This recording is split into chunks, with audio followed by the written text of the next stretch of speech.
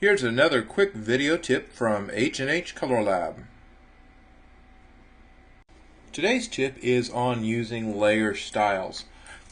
Let's start off with a blank canvas and see how these work. We're going to go ahead and use a custom shape that we've learned how to create in a previous video. And we're going to set that on the layer mode that will, or the shape layer option that will create a new layer, and it's going to use a blank style to start off with. We can see that that is just the white box with the red line through it. I've already got my layer shape option set to a defined proportion so that I don't silly putty up my shape. I'm just going to click and drag that onto my document, position it where I want to go. I'm going to make this kind of small. Drop that in, and I see now that this has added a custom shape layer on my layers palette. Let's zoom up on that a little bit more so we can see it a little easier.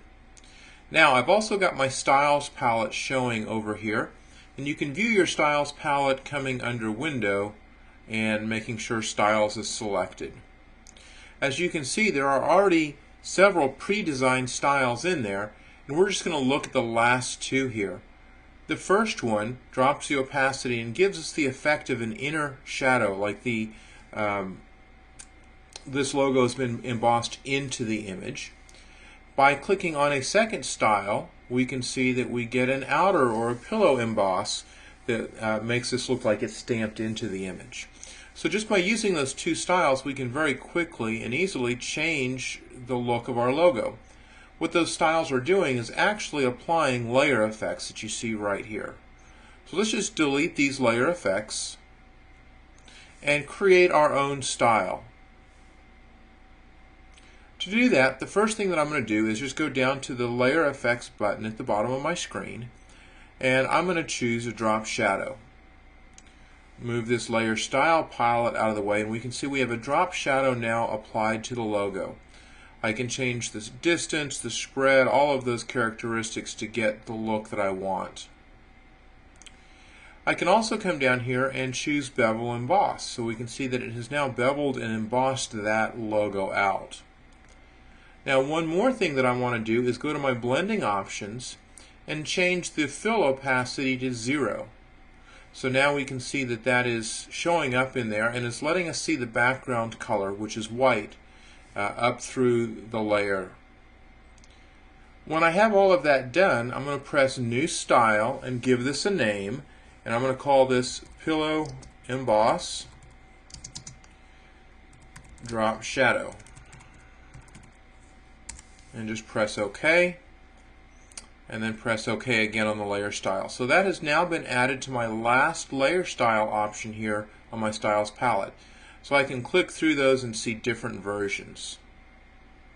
So let's just delete this and open up another image.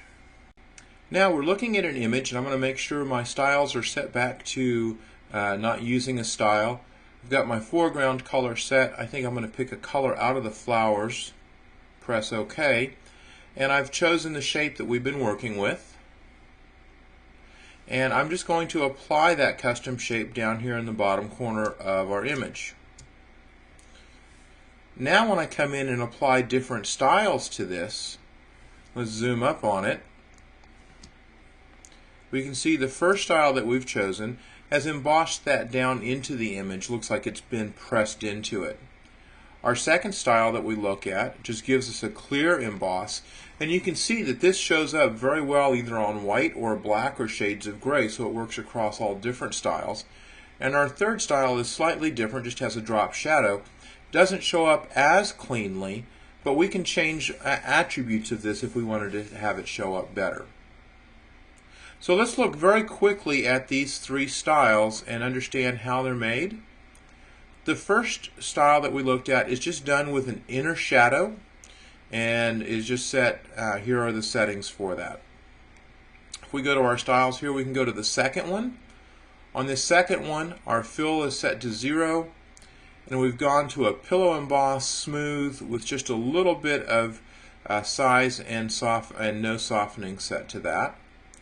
And the third style is the one we just created, which has, again, a fill of 0, drop shadow, and then a bevel emboss using an inner bevel. Well, that brings us to the end of this quick video tip from H&H Color Lab, and we hope you find this very helpful.